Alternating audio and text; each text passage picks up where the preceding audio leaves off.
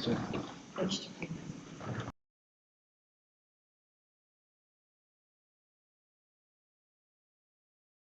Okay, good afternoon everybody. Welcome to the Audit Committee, Tuesday 8th of March, 4:30. We'll move on to our agenda.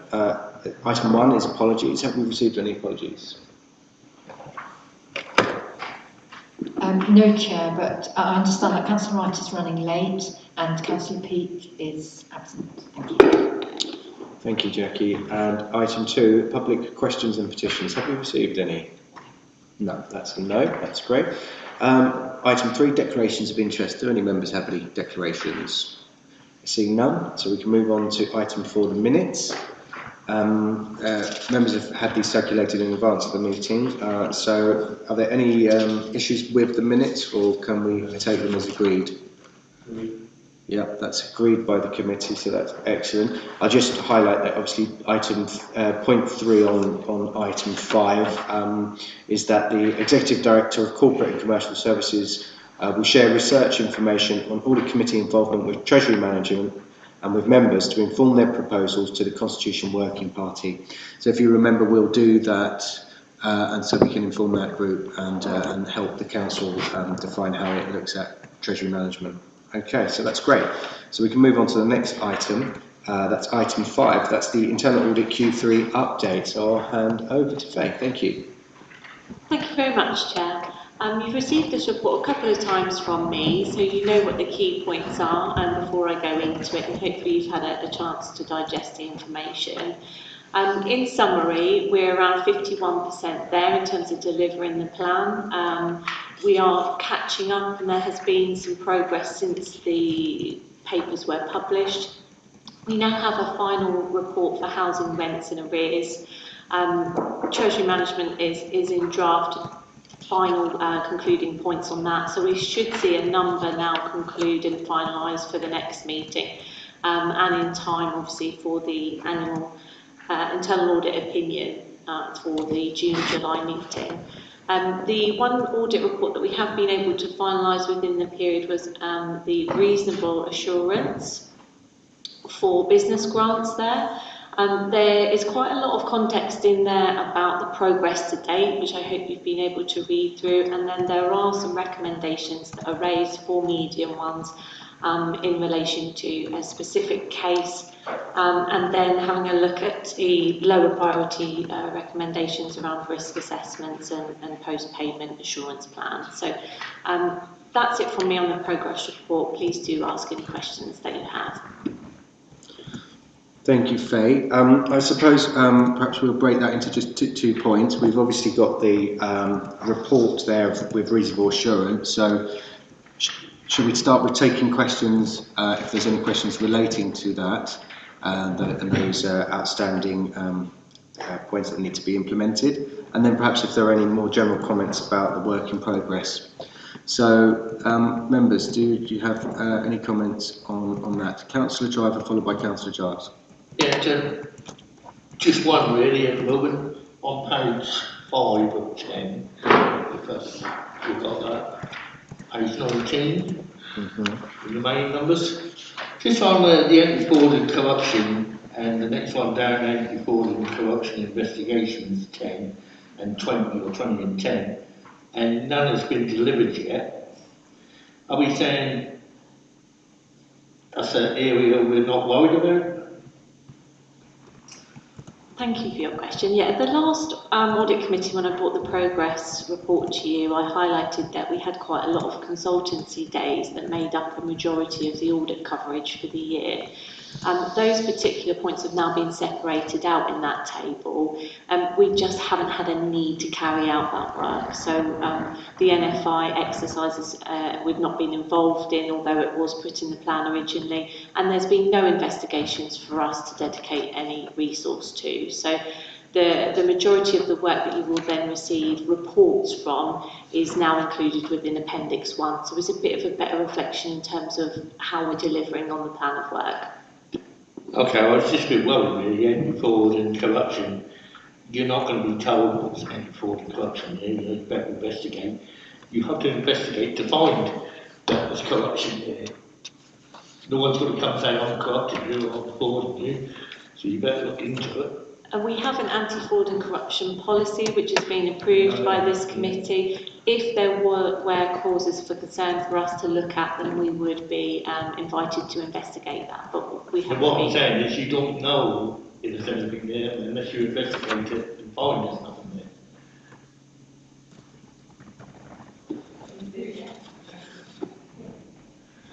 Thank you, Chair. I just want to give the committee assurance that we do have a fraud team that we work with who are ongoing looking at different issues. What I'm happy to do is ask the team to come back and give you an update on the matching exercise so that you're aware of any activities that were the outcomes of that exercise. The exercise is happening. It's not that it hasn't been done. It's just the fact there's been no audit work around it. But I'd be very happy to report back to you from the service in relation to what they found.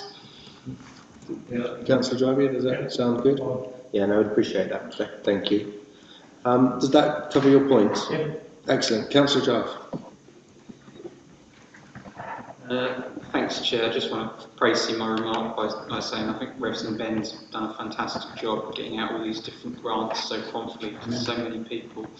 I was just going to ask, in terms of the errors and overpayments being 0.7% of the total value of grants paid out, fraudulent applications 0.2% with 60% recovered.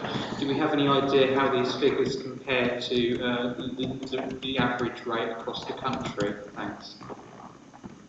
I think it's a really good question, but unfortunately I don't have the information to hand today.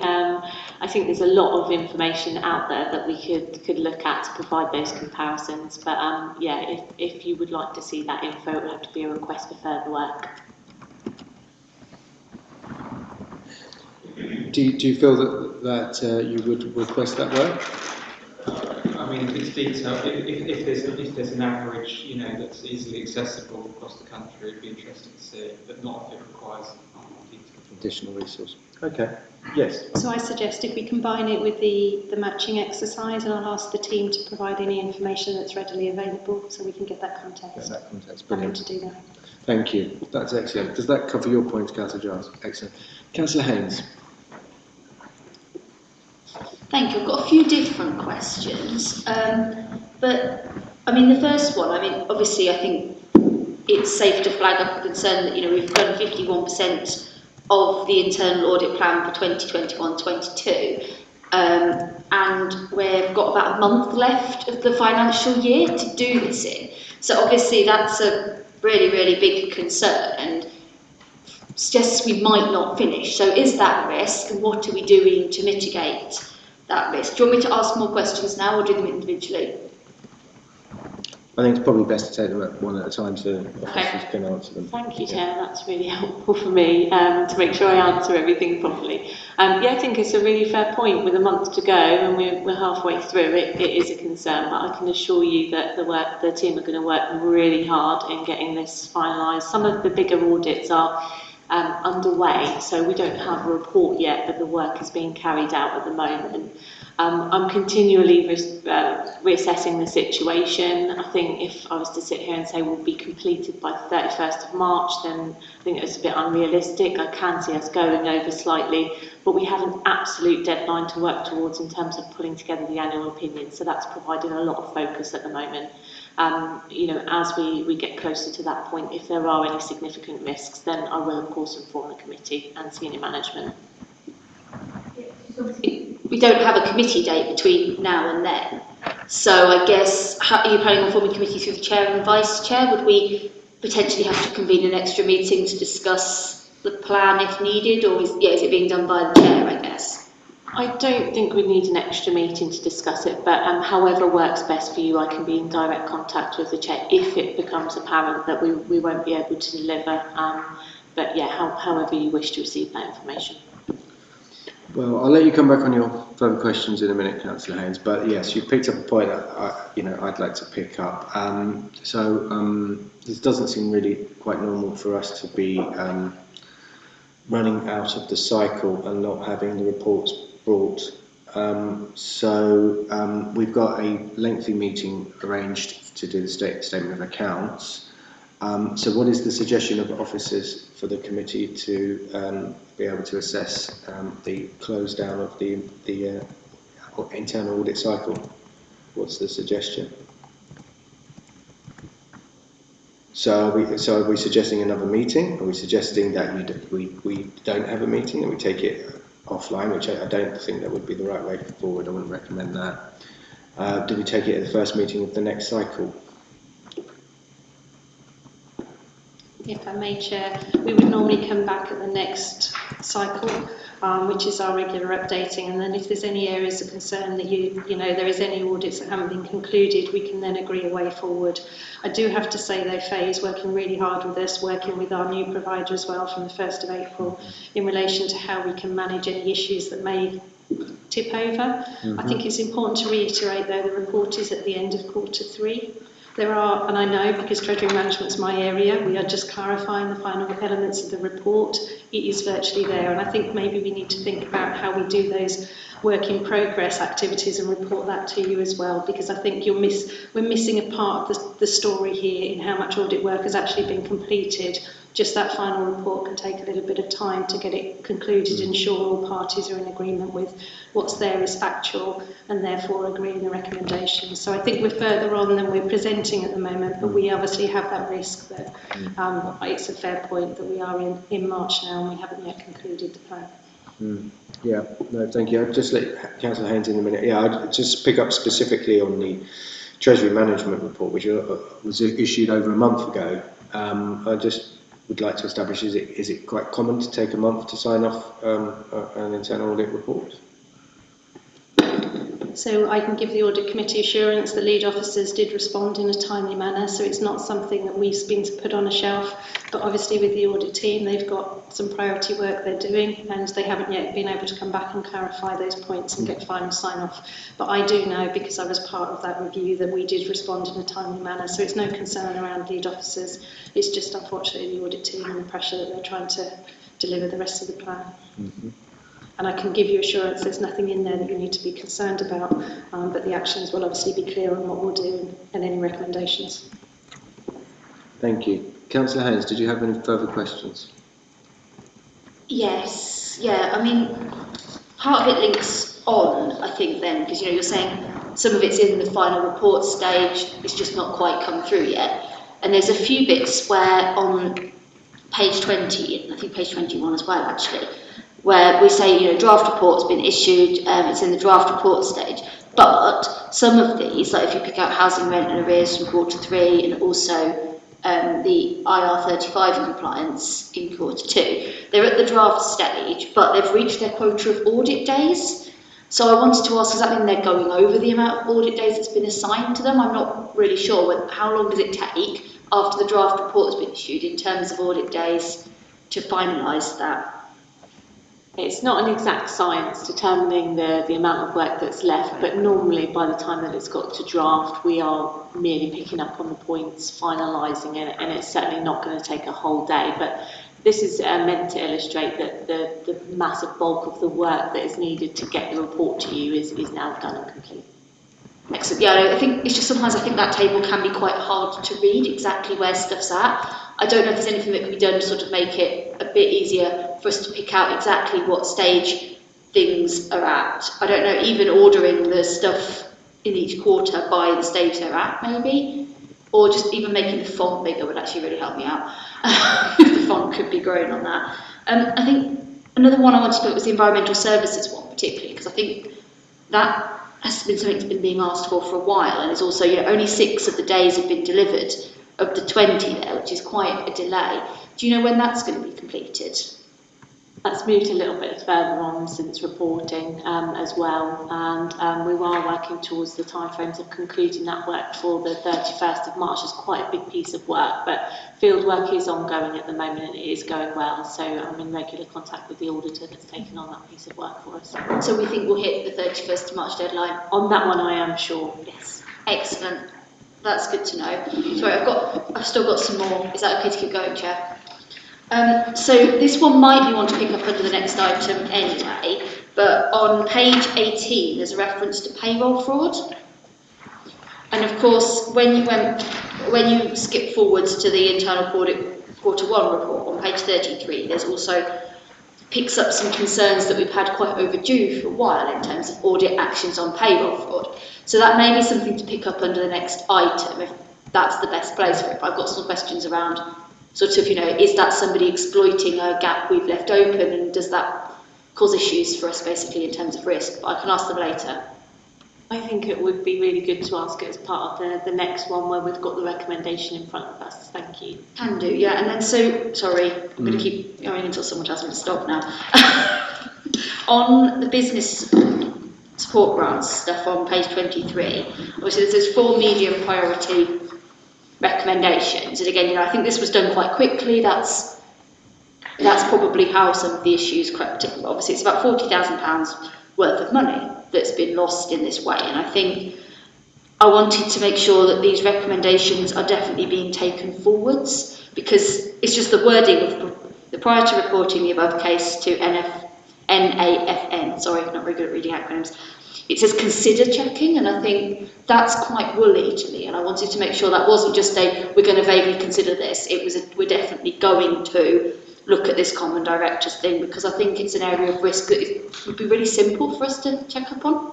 Yeah, thank you. Great observation. And I just want to provide comfort that if you are seeing it in the final report, then management have agreed to take on that particular recommendation. There is a deadline attached to that, and you'll then see it in the follow-up report if it falls overdue. So they've definitely been taken on board. Yeah, I'm assuming later down in 3.5 we can't get teams the qualifications to actually do that, because obviously with the caution thing it might involve the police maybe. Is there a way we could get our teams the qualifications so they can do more of the work themselves rather than having to refer it out? I think that would have to be definitely a business decision to be made, and that's why we've kind of highlighted it as an audit point, but really for the council to decide on that point. Yeah, can I just check if I've missed anything on my list? Councillor Haynes, Annabelle was going to come back as well. Yeah, I just wanted to share, thank you Chair, that our business model is that we use a business partner to do that. So we do have cover, it's just that we don't have it internally, and that's our business approach and decision we've taken. We are going to be doing a peer review on our Revs and Benefits service, and I'm sure we'll be reporting back to you on any activity and lessons learned we find from that. But that will basically look at the whole way we're delivering the service and something we're looking to do in the next year. Is that a financial decision for business reasons, or just because it's not basically it's not worth the money to invest in it, given it's a small amount of work? Or? So I think we need to acknowledge that the business grants has been a massive activity that's come out of the COVID work, and it wasn't something that we delivered in-house, it's something we supported central government with, and local government have done a brilliant job in responding and meeting that. One of the challenges the team had was the pressure that everybody was put under to actually issue the grants, but the reality is we do have this responsibility to do checks. I know from the informal feedback I've had from the team that actually we have been in a really good place with this. We have been proactive at the outset. There will always be things that creep through. We have identified some issues in the city that need to be watched, and the team are fully cited on those now, but obviously that's confidential and I won't be able to share it here.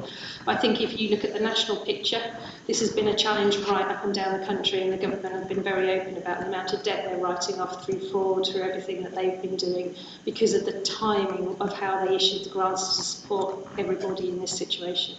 So I think we need to be mindful of that, but the team have been amazing from what I've seen, and I'm very confident that they're doing everything they can to recover the money, but I'm happy to share that update. Yeah, I'm obviously aware that it was a situation that we didn't expect to find ourselves in, stuff isn't going to be perfect about it, but I think it's still worth picking up on it anyway, because there's lessons we can learn for the future, I think, isn't there, about, when we have to react to stuff like this, how do we get everything in place so that we're not causing a risk.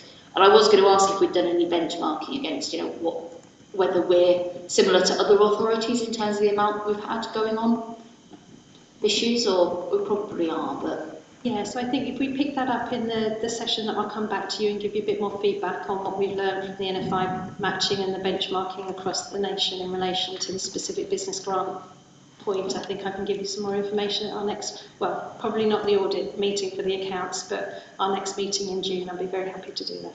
Excellent. I think I've answered all my questions now. Thank you. Thank you, Councillor Haynes, and welcome Councillor Wright to the meeting. Just to say that we'll be picking up cybersecurity under item 10 up below the line if you have any specific questions about that during the course of the meeting. As you've probably seen, we're just picking up the Q3 update. Obviously, I think members have done their questioning. Do you have any points you want to raise? No, that's great. Thanks for that. We started approximately 10 minutes late. I've allowed for up to another 5 minutes for this item, but I'm just going to ask a couple of points myself. Okay, I've got 1 minute 30. Thank you, Jackie. No, that's great. That's efficient. So just really quickly, so Q2, when we had risk management come in November 21, it's got 5 mediums. Later in the document, I don't see that kind of picked up with the outstanding. So can you just let me know when those are set to be completed and why they're not in the outstanding document that we get later? My second question, and give you 10 seconds to answer, is you said, well, that one, in terms of environmental services, I'm confident we will hit that. Which ones aren't you confident about hitting in time? I hadn't really given that thought, Chair. I think in my head we're just trying to get forward and make sure that we absolutely deliver. I think the one that potentially could run into next year is payroll, but the others I'm confident that the testing is all underway and the team are making good progress on those. But that's the one that I'm a little bit concerned about. But otherwise, we just keep on keeping on. With regards to your first question about risk management, those recommendations haven't fallen due yet, then they're still within deadline, so you'll find that in the appendix. So if they're not completed, then at the next meeting you'll then receive an update as to why, with a new deadline for your consideration. And if you could just remind the committee what the due deadlines were for those ones. Thanks. I don't have that info to hand, but I can get hold of it. Thank you. Okay, and I guess we're just in time, Jackie. So thank you. So unless there are any other points from members, I see none. We note the report. We thank Faye for that report. We'll move on to item 6, which is the Q1 update. Oh, sorry. Hold on. I'm going to get this. I'm going to get the page right and remind me where we are. Yeah. So this is the audit recommendations update. So this is the outstanding recommendations we have over a period. Hand over to Faye to introduce, and then we can get our teeth into it. Thank you. Thank you, Chair. So we've separated out this report now, so I'm slightly more comfortable with the first report is looking at progress on the plan, and then this report looks at anything that's overdue. So you've got obviously the reason for why we pulled this report together, and you're happy to have a look over the comments provided by management. It gives you a snapshot of what we've still got to do and what management is still working on. At Appendix 1, you've got that kind of visual representation of where the audits are overdue and how many recommendations within each grading are currently outstanding. And then I think Appendix 2 is really the one where it generates the most questions and conversations. It's those that are of high or medium priority that have gone over their original due date, and management provide a revised due date, so when they can complete them by, and then provide a latest response in a bit more detail on those. So I'll hand over hopefully to officers if you have any questions specifically, or we can absolutely take them away and take your comments away to responsible officers. Thank you, Faye. So looking at committee members, we've got the outstanding recommendations, and I see Councillor Haynes has indicated to start to kick us off. Please, Councillor Haynes. What's hopefully a quick one to begin with. Page 30, 2.5. Once the new arrangement's up and running, internal audit will provide assurance that risks raised during this audit have been mitigated before closing the recommendations. I think it'd be good to have some clarity on what up and running means. In some ways, I'd feel more confident if we said 6 months after the arrangements, 4 months after, 9 months after, something like that, rather than up and running, which doesn't give us much to work on in terms of when we can expect the report back.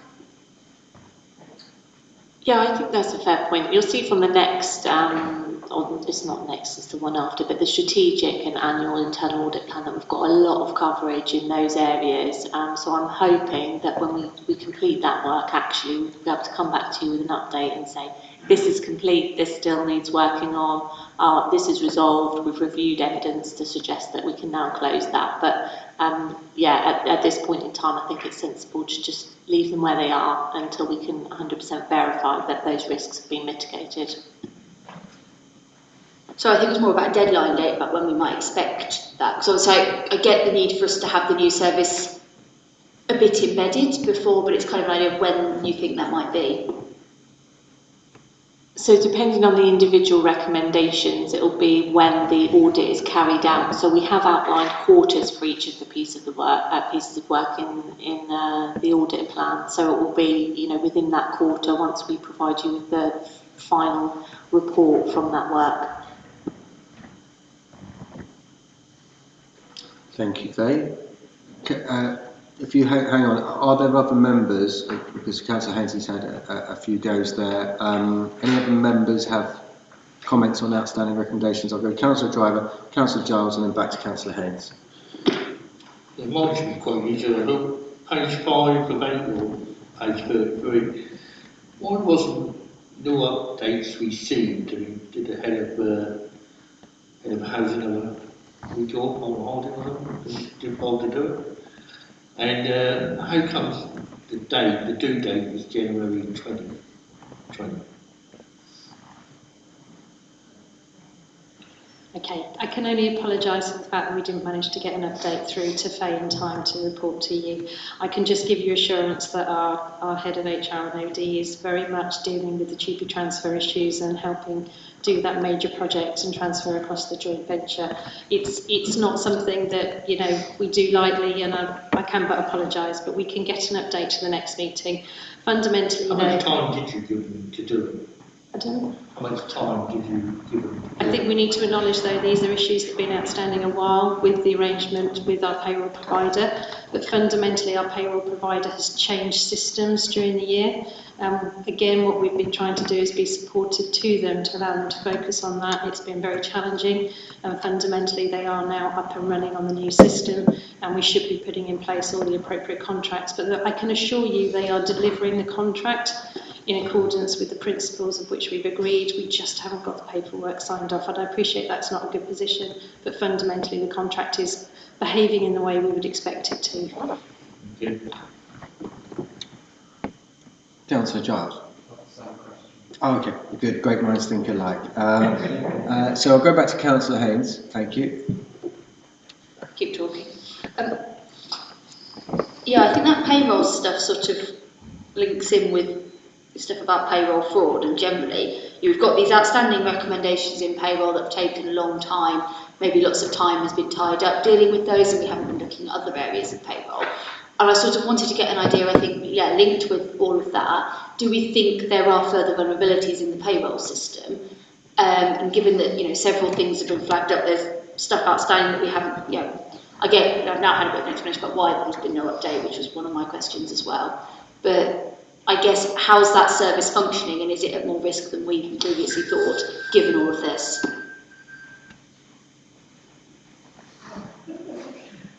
That was not a smoke alarm, but officers, yeah. Are you okay? Yeah. Thank you, Chair. So fundamentally, the payroll provider has changed its system. It's been through a full implementation and review of all of its internal controls. So I'm not sure of where their internal audit team have been in relation to checking those controls. What I can share with you is the individual situation we had in relation to the fraud was a one-off. Fundamentally, we asked Faye to look at that from an internal audit perspective, but in between that time we'd already got to the position that there was no loss of money. We'd identified how the issue had arisen, and fundamentally the team have put in additional controls and training, because fundamentally it was human error on one particular situation, and we've already put in place additional training to cover that one off.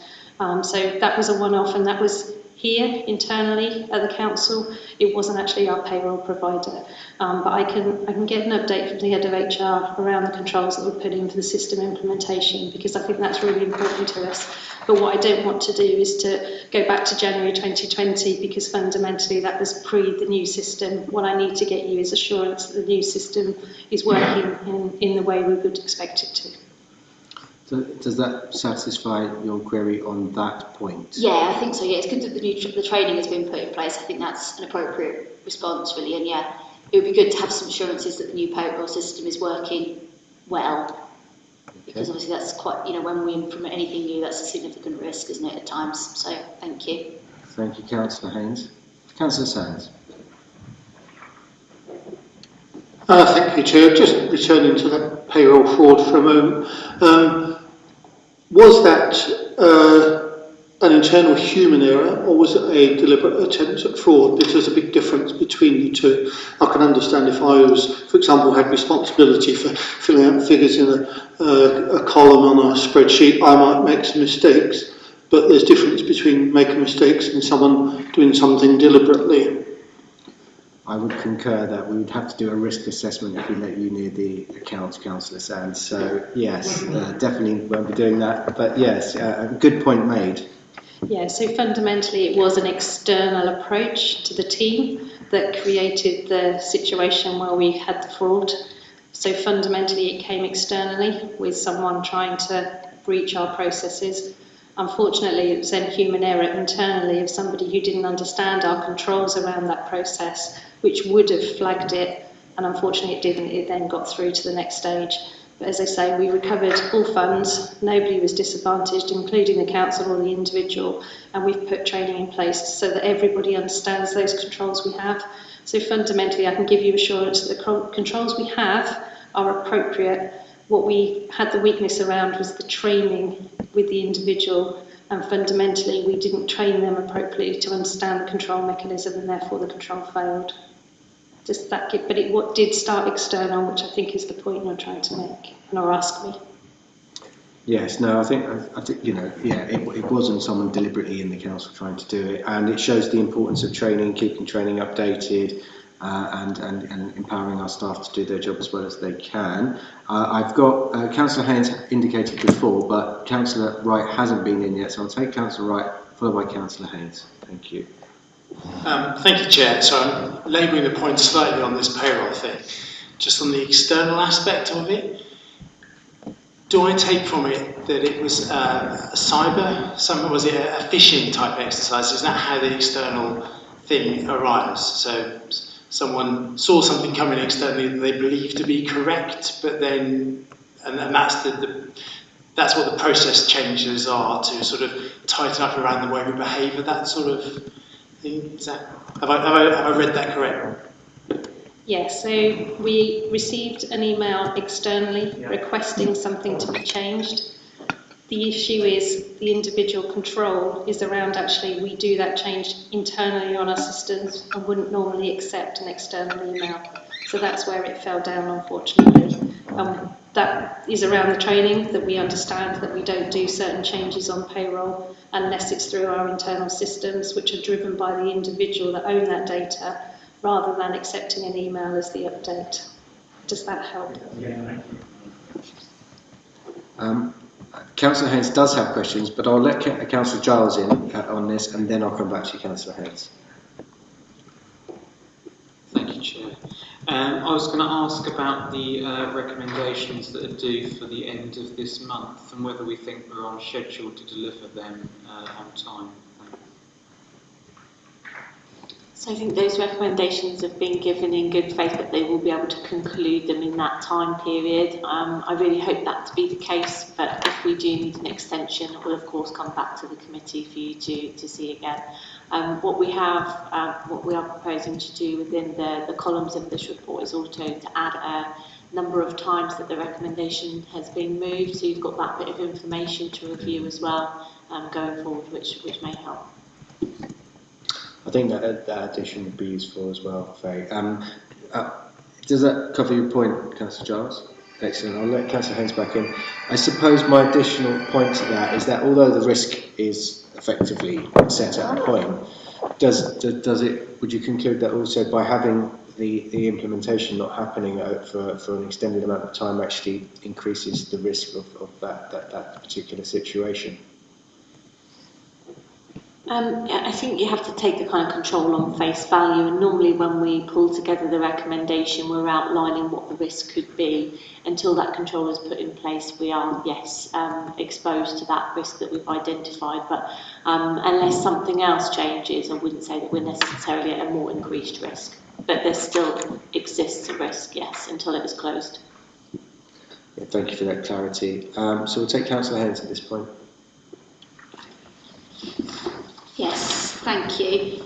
So page 34, there's several things on contract management, mainly around the waste services, where it says they're complete, pending internal audit verification. We're waiting for the evidence. And there's 4 different ones that are all quite overdue, all more than a year overdue, where we're waiting for evidence. So I think I wanted to ask a bit more about, why is it taking so long to get the last bits of evidence? What's the block there and what we're doing to overcome that? Thank you, great question. So we've obviously sent out reminders to people and all of the information to say these are the ones that are currently outstanding, can you provide us with an update? We have now requested where people come back and say yes, this is complete, that we say okay, we need to gather some evidence on that before we'll sign it off, and I think that's a slight process change. So if you remember, we were only reporting on high recommendations, now we're doing medium ones as well, so it's just about collating the information for us, and I have no doubt that it will be provided, but it just wasn't in time for this meeting this time. Do you think there's a need for sort of different communication with teams to explain that we're now looking at these medium risks as well, so the reporting need might be slightly more? Do you think teams are clear on what their reporting need for evidence is now? We could perhaps do some more work with individual teams, this one in particular, just to say, this is the process, but I think it's been fairly well communicated thus far. Thank you, Faye. Any other points or questions from members on the outstanding recommendations? Councillor Giles. Thank you. With regards to the recommendations relating to waste services that are complete pending internal audit verification, do we have an approximate timescale of how long that's going to take? Thanks. If we mean in terms of gathering the data to verify completion, we've requested it and it's been requested for as soon as possible. So by the time we come to the report next time, we should see those closed. Do they get given deadlines of when to provide those by? I don't have the email in front of me, but I would presume so, yeah. I'm not asking specific deadlines, but do they get set deadlines? We would do, yes. Thanks for that question, that point of clarity. Members, any other points? Councillor Sands. Thank you. Thank you, Chair. Just looking at on the top of page 6, page 34, contract management waste services.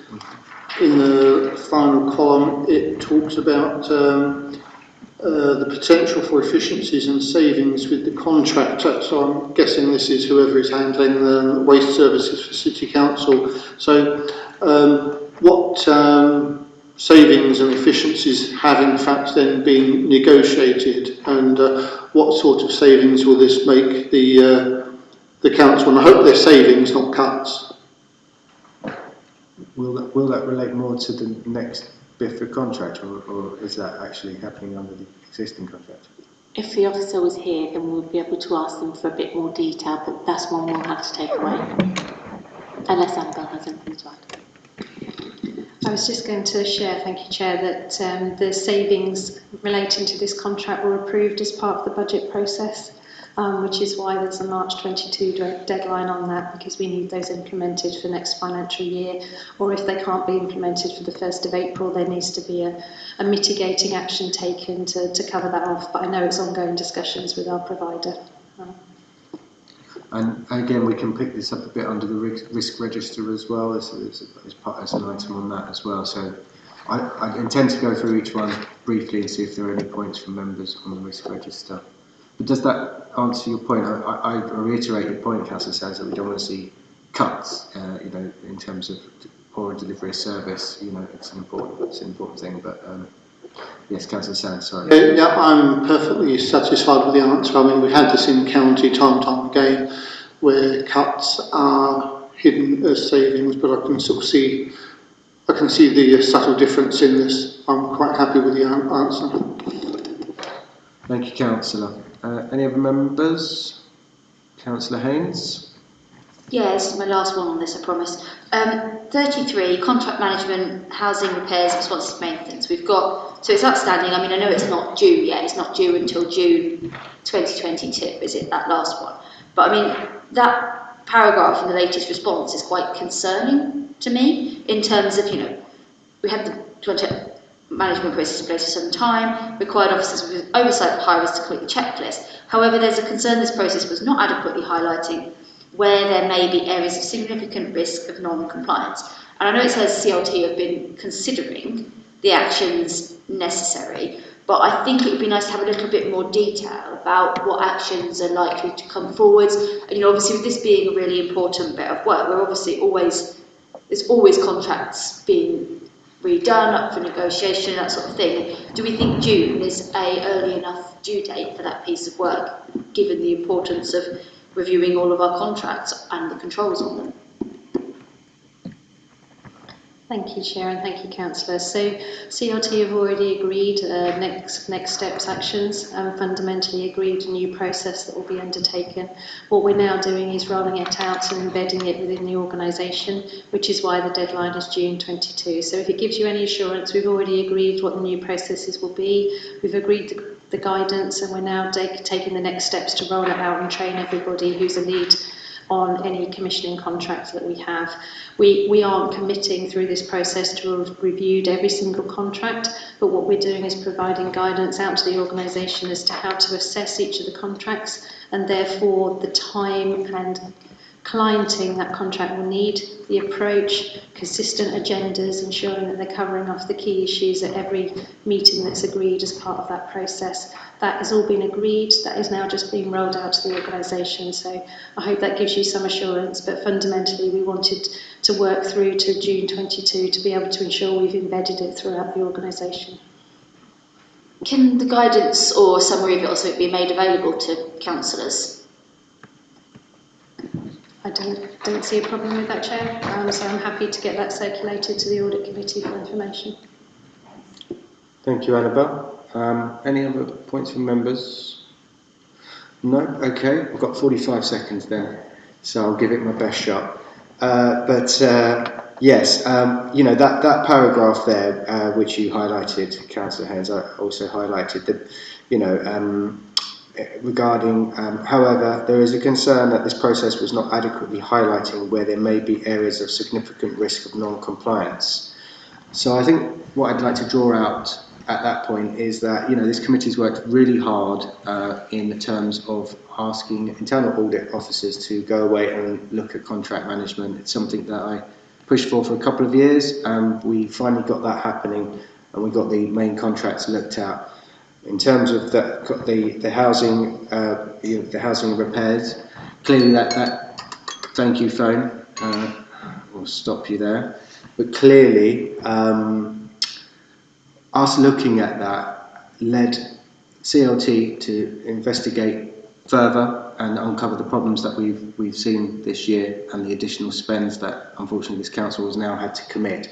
So I'm pleased that the work that we did led to that and to help curtail that expense to the taxpayer and that impacting our revenue, and I commend CLT for seeing the warning lights that the internal investigation took place and then working proactively on that. So that was a very important step. And obviously we can see with the other one in terms of waste services, again, that was another bit of contract management that we looked at, and again there were recommendations out of that. So again, our work there was really important in steering the council.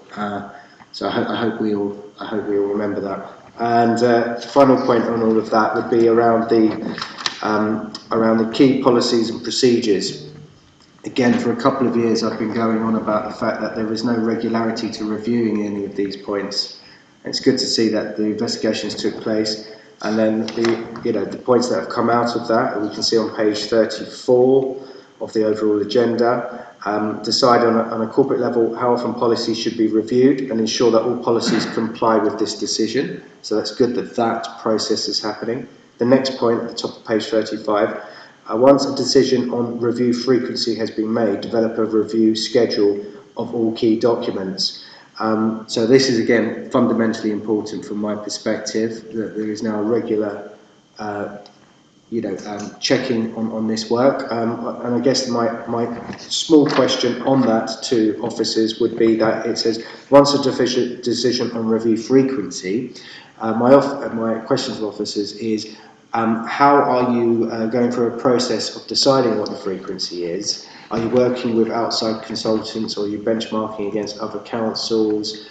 When will you decide the amount of time it takes to have this frequency of looking at key policies and procedures? Is that one that we can answer now, or do we need to take that away? I think it might be helpful if we ask the strategy manager to come back and explain the process that's ongoing, but each of us who are leads in our area have a professional sort of consideration and view of how often these policies should be reviewed. I think it's fair to say we have a little bit of catching up to do on some of this, which is why it's clearly there as an audit recommendation. But I know that the strategy manager is pulling all of that information together. As I understand it, we're not using external consultants, but I can't speak on behalf of the strategy manager, so maybe it would be best if we ask for them to provide us with an update to the next meeting, if that's all right, Chair. Yeah, I think an update on that, particularly when we come to look at outstanding recommendations, if these are such still, although they are dated for the end of this month to be completed, I think that would be worthwhile. And I just want to briefly say to the committee that by having policies and procedures looked at regularly means that you know, as a council, that your policies and procedures are going to be fit and robust, and that you're not going to be making mistakes. And so I'm a little surprised that it's taken so long for this council to get to this point, and I don't think it would have happened as quick as it did without the work of the audit committee. So I think we've done well there, so well done everybody. And if there are no other points on this item, we will move on to the next item. So let's refresh ourselves. That was, and so we'll go on to item 7, page 37. It's the risk management update. I'll hand over to officers to introduce. Thank you. Thank you, Chair. Yes, so this is an update of the corporate risk register at Q3, following a report through to Cabinet. In Table 1, you've got a summary of the corporate risks, 17 of them. There are 2 new risks being added this quarter. There is the risk around the 2022 election and the risk around regulatory services. All the risks are detailed in Appendix 1, and I would remind the committee that Risk 7 and Risk 10 can be taken in the private part of the agenda. There's also an update on the climate change risks. That's set out in paragraph 10. These scores are being finalised, so will appear in future corporate risk updates if they are corporate risks, or directorate risk registers if they're not. So apart from any risks or questions associated with risks 7 or 10, happy to take any questions from the committee. Thank you, Neville, and welcome to the committee. I've seen that Councillor Wright has indicated, and then Councillor Sands, but before I take members, I'm sure what we'll end up doing is we'll be quickly jumping around the risk register. But what I don't want to do at this point is skip over paragraphs 6 to 11 without actually highlighting that. The committee requested that we asked officers to go away and look at climate change and consider it as a potential corporate risk on the risk register. Clearly the report comes back and says that's not going to be happening, and the reasons are set out there. I would like to say that I think the work that was done across the council to identify the risks, I hope that officers will take away and work with the developing emerging Norfolk Climate Commission to keep informing this document as you move forward in the kind of risks that are identified. I'd also like to point out right at this point, under the corporate and commercial services one, the third point says, risk in failure to properly resource climate change mitigation. I think that's a significant risk moving forward. It depends on your perspective of what climate change is. So for that to be fundamentally not a corporate level risk at this moment baffles me. The question I have on this, and then I will hand over to members, is the paragraph 11 describes how all the different facets of climate change will sit at different levels. So I would like to ask if that would be brought to, that change responsibility brought to the audit committee, or certainly me as a concerned member, because I would like to see where those risks sit, how they're assessed, and who are responsible for them. Because by simply having them dotted between directorial, managerial, and different levels, says to me that this council doesn't have an overarching control on the issue of climate change, and I think that's a mistake. So, is it possible that I could receive everything that's got kind of detailed in paragraph 11? Yes, I think there's no problem at all with sharing where these risks have eventually fall, whether they're on the corporate risk register or the directorate risk register, and that would be informed by the scoring and the process that's behind it. But I see no problem in sharing where they, these are not a full list of the detailed risks that are being evaluated. So no problem at all in sharing what the final list of risks are and where they sit in the corporate or directorate risk registers. Not a problem. Thank you, Neville. I appreciate that, and obviously who's responsible for them. Yeah, perfect. That's brilliant. That's enough from me. I saw, was it Councillor Wright that indicated? So I'll take Councillor Wright first. Thank you. Chair, I was going to say my question relates to paragraphs 14 to 21, so information security. I don't know whether, given that you've currently talked about the sort of the aspect of climate change, I didn't know whether other members might continue that thread before we then delve into my questions. I'm happy to wait if members have any questions they want to ask on the climate aspect first. I think that's a very fair point. I'm wondering whether or not your questions from paragraph 14 onwards we should pick up at the end. Well, they're in the above the line. Councillor Sands is just saying below the line. My questions relate to the above the line paragraph, so I'd like to ask them in the open, please.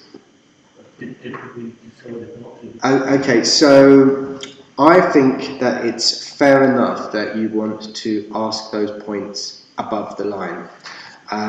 Before the meeting today, it was asked that we would consider to not take those questions in public because of the additional risks that could expose the council to. If you are saying that you want to discuss them in public, I think that's a fair enough point. So I will put that over to officers who have to manage the risk of the council and see if they find that acceptable.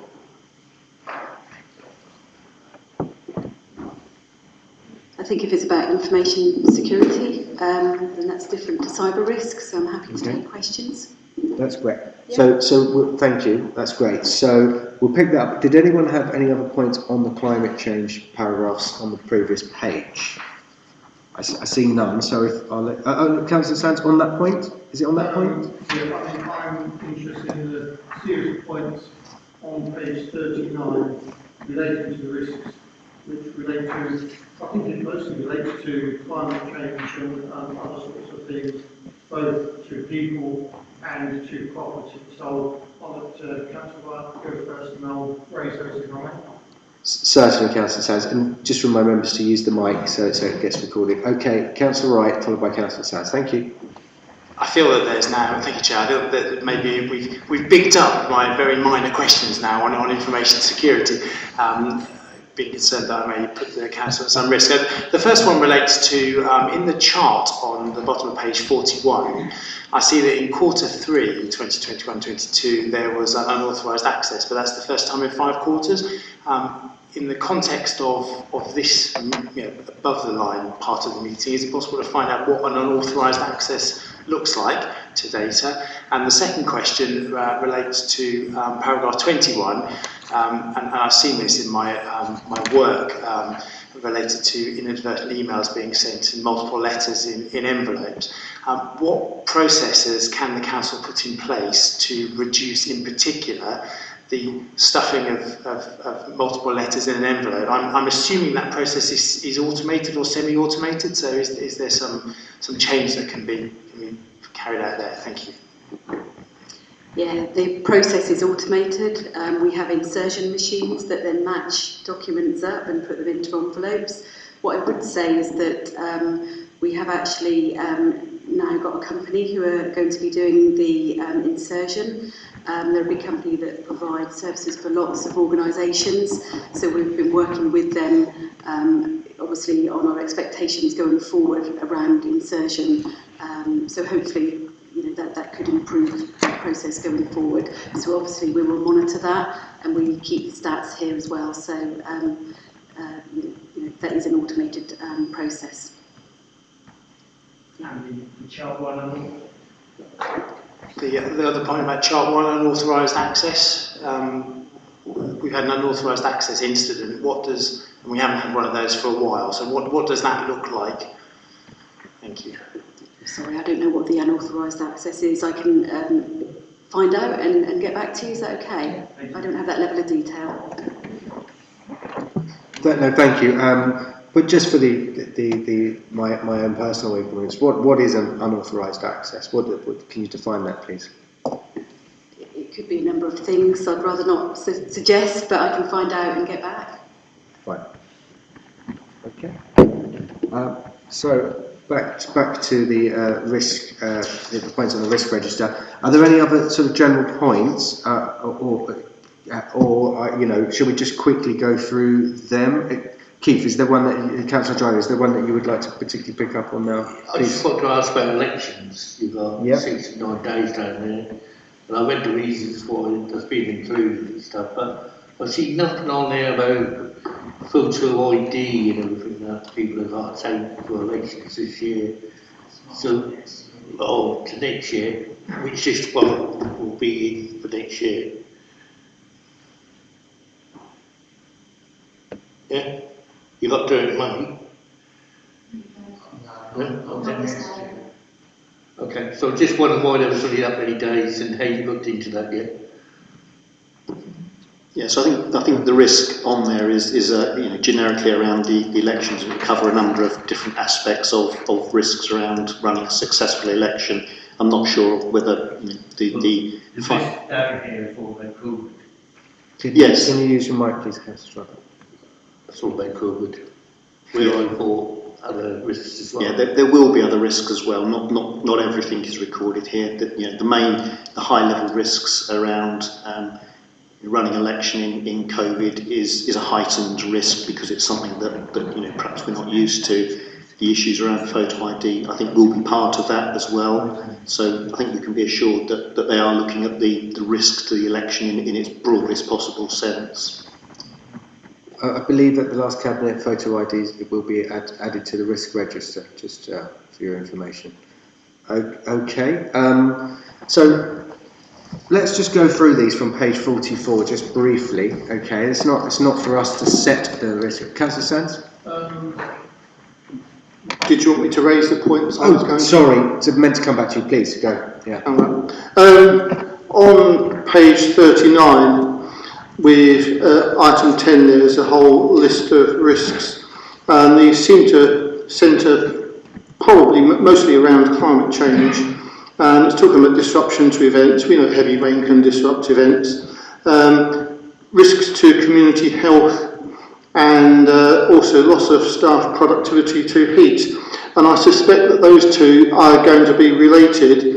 And am I correct in assuming that we're thinking of excessive periods of excessive heat and the problems people have both living and working in that sort of environment? Because as people know, I spent many years of my life in Australia where we had to cope with that. and also where it talks about structural risks to buildings from increased heat. Our buildings possibly not designed to cope with hot environments, but then again, neither are many of the buildings where I come from in Adelaide. They're very much European style buildings. As far as I can tell from my own experience, some of the biggest risks to buildings and to infrastructure come from the changing in moisture levels in groundwater, where the ground dries out in periods of heat. It can cause shrinkage and heaving of the ground and consequent damage to buildings. I know in the past there have been periods of excessive dry weather in Britain, droughts, etc. Were there any resulting damage to buildings or anything learnt from those periods in the past? And what procedures or recommendations have been put in place to cope with staff and also residents in periods of excessive heat? I would guess it wouldn't be a bad idea to contact some of the local authorities in Australia to find out how their residents and workers cope with working in heat as well. Yeah, I mean, just to confirm, paragraph 10 is all about climate change risks. These are the very high initial thoughts that have been garnered across the council on what those risks might be.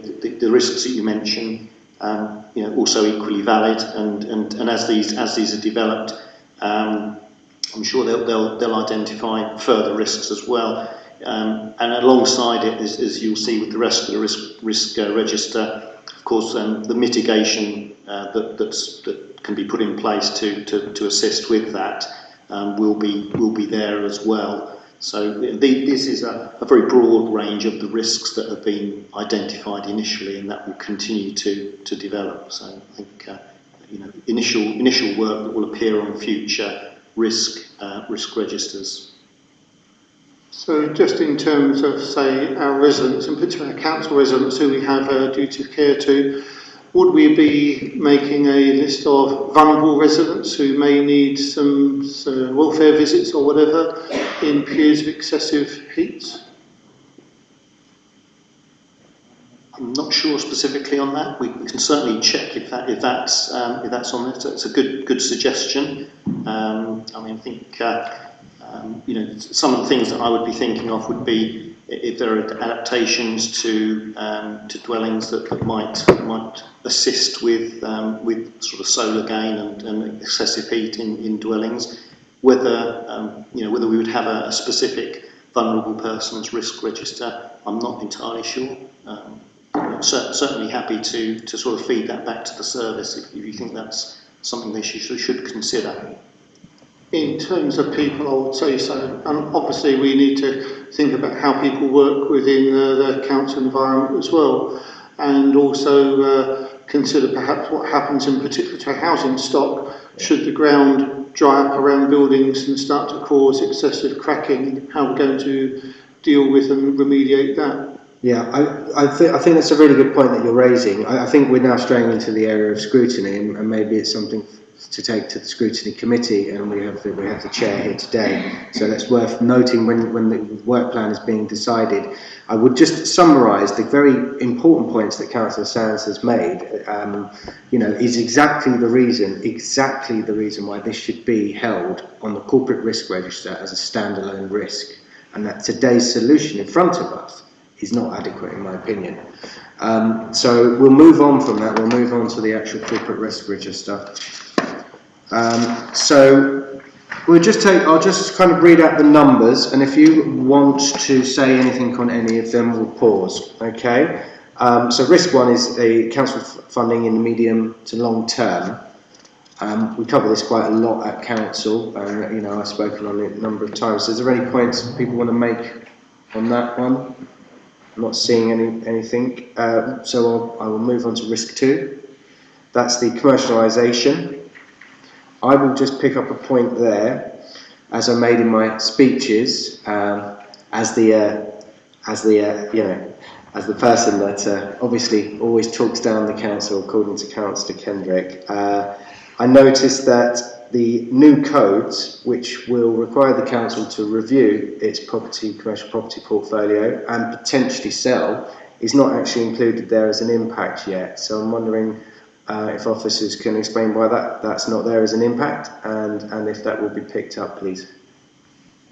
So I think the answer to your question is this is the Q3 risk register, so I would expect it to come through in future. It's a new requirement for the current or forthcoming financial year. We're expected to have carried out that assessment by March 2023, so I think it's a valid point and you could expect to see it there in the future. Yeah, that makes total sense. No, thank you for that. Is there anyone else wanting anything on risk 2? Make any highlighted points? No, so we'll move quickly on to risk 3. Health and safety in the workplace. Any points? No.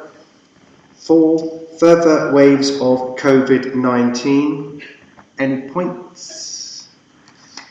Councillor Sands? The only point worth noting there is we are at the mercy of the vagaries of Westminster government, because if it doesn't matter what we decide, if the government in Westminster doesn't allow us to put mitigation measures in place, such as isolation or making available lateral flow tests, etc., then we really are stymied. We're stuck. So we really are at risk from Westminster there. It's almost worth including as an impact in itself the decisions of Boris Johnson. Councillor Driver, followed by Councillor Giles. Well, that's near enough what I was going to say, but you take the COVID testing, which it's got to do anymore. I mean, there was 127,000 more people yesterday on the contract in one day. But it's not a problem. It's all over. We're dying with it.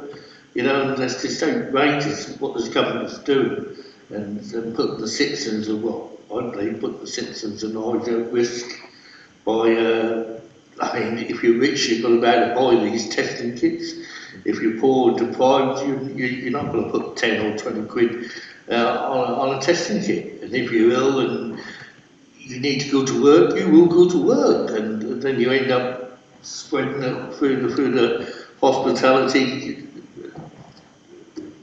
through the fields, on the farms, through the factories. You send up epidemics again. But we're not going to be told if there is an epidemic, because the figures will disappear off the face of the earth, that you won't be able to find out soon. It's going to be even worse. So I believe that is a really high risk to COVID-19, and I think we should be very careful that just don't come back and hit us so hard one day that our staff here, I mean, you're still working from home and working inside and again. If someone brings COVID-19 in here and give it to everyone in here, you lost a third of your staff all in one go. So I think right, so Councillor Driver, we've used up all the time and we've got a few more bits to go through quickly. So if we can go through these, and let's keep points now to actual risks to the council. I mean, there is the financial recovery risk to the council with the COVID-19. Okay, so risk 5, impact of Brexit. Obviously that score is going down, and I think that sounds appropriate and proportional to the situation as we currently see it. What I wanted to say at the start of all of this is actually, should we not be having a new risk, corporate risk, based upon world events in Ukraine at this precise moment? If Brexit merits it, Ukraine certainly merits a far greater degree of impact on the stability of this council, I could argue. So I'd like officers to go away and consider having Ukraine, the war by Russia on the Ukrainian people as a risk, and also just the risk of war in Europe and what that means to this council. So I think it's worth considering. Councillor Sands, was it indicated? Yes, thank you, Chair. I don't see the impact of Brexit as being a diminishing risk at all. Taking the situation in Ukraine aside, there are, as we know, constant. Kent is essentially a truck park now because of the problems in getting goods out and back into Britain, which is going to impact on the availability of stuff for our factories, our shops, in our homes, and is going to have an enormous impact on the cost of living. And that is without even considering the situation in the Ukraine. Brexit is not something which has gone away or is going away. You only have to look at some of the stuff online to realise that it's still a very big and a very real risk, and the impacts of Brexit I don't think have properly been felt. They are masked currently by the situation in Ukraine, but we are not feeling the full impacts of Brexit at all. I think that's a fair point. My understanding is, although costs have gone up, supply chains have regularised again around Brexit, and so obviously I think there will be expense costs, to the council because of Brexit. We can see that. I think supply chain issues have decimated. So can perhaps officers explain why the scoring has gone down to the council, so council standards? Yeah, so I think probably the best thing to highlight is that although it has gone down, it does still remain above the level of the target risk. So we are still recognising it as a not insignificant risk. And I think the points that you've raised around supply chain and cost are identified in the impact. Why it's specifically gone down, I can't answer, but I would say that it remains above the target risk. So it is a risk that we're treating very seriously.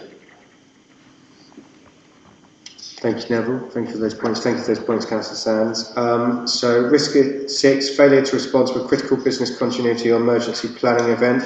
Obviously, we've had some practice at that over the last couple of years. Any points from members? No, we'll take that as fine. Risk 7, we will discuss at the end of the meeting. Risk 8, data protection compliance. Councillor Haynes.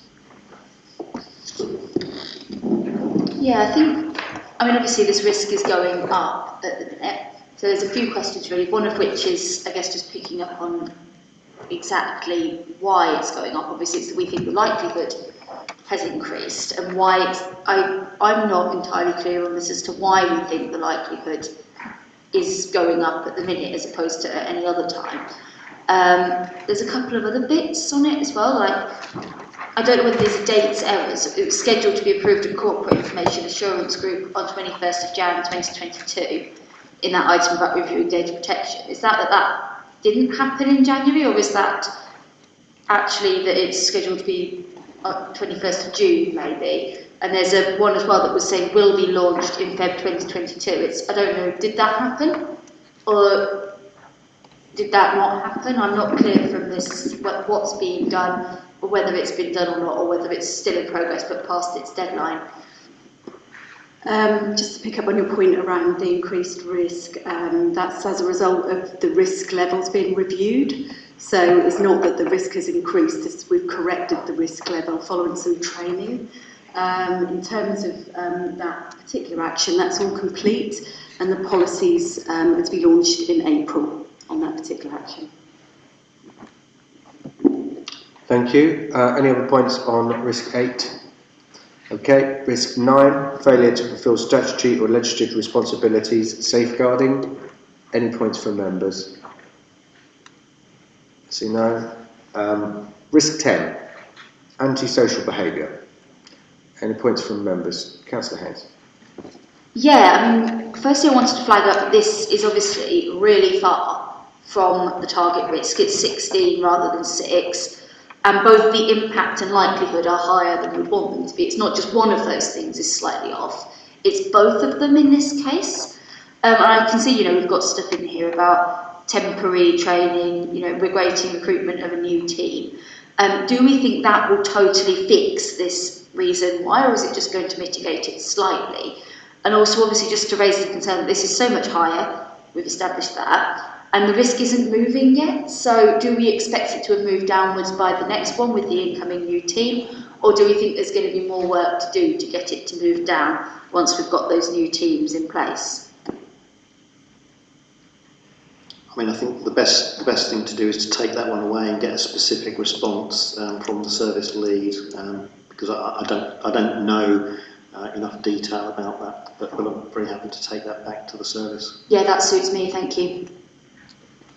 Yeah, I guess I think Councillor Haynes' point with the score being so far away from the target score, that there's obviously a lot of work in this area to do, and obviously it's in the red zone, and so we need to, as a council, keep monitoring that. I'd just like to say it's great to see that that we've now got an online and telephone reporting in place. My colleagues in Mancroft have been really pushing for that for a number of months and years. So, I mean, finally we've got that. I think that will help residents quite considerably. So that is good. But there is a lot of work to be done there. And I'm sure as ward councillors, we all acutely will be watching that work of the council. Councillor Giles. Thanks, Chair. Is the ASB service now fully staffed, or are there still gaps in service? I think again we'll feed that back as part of the response to Councillor Haynes' question. Thank you, Neville. Okay, so we'll move on to risk 12, contract management. Any points from members? I'll pick up a little bit here for a second. And so what I would say is under the mitigations here, says CLT have requested review of how contract management is being delivered within the organisation to identify potential improvements. So obviously, I very much welcome that. And again, this committee started that work a year ahead of CLT, so it's brilliant to see that work's being built upon now. And again, I commend the committee for doing that work in the first place. Driving value through our supply chain, corporate group to monitor value for money delivery in contracts and shared practice. Well, absolutely, it's all about value for money. We've seen with the reports that we've had about KPIs not being met and value for money in the housing repairs, I think it was, contract. Again, to have a focus on that by the council, really, really important, so that we make every single penny count. So that's good to see that mitigation is in there. Comment at the bottom, recent limited assurance audit opinion on both NNBL and waste services contract management. So that's just there for you to see that the work of the committee there has really helped shape that work and make a better council. So the committee should be proud of its work there. Any other points on contract management from members? No? Okay, so we'll pop quickly over to risk 13.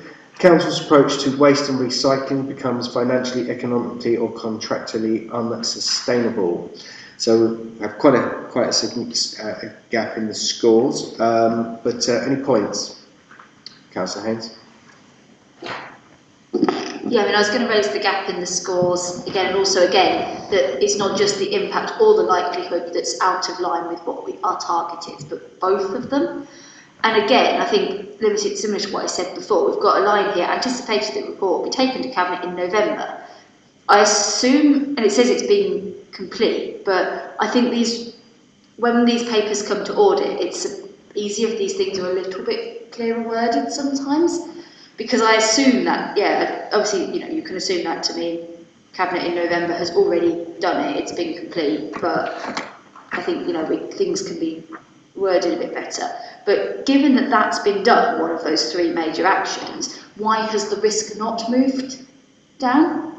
Is it that that's not significant enough and it's the other two are more significant? Or is it that we still think there's more work to be done on that item even?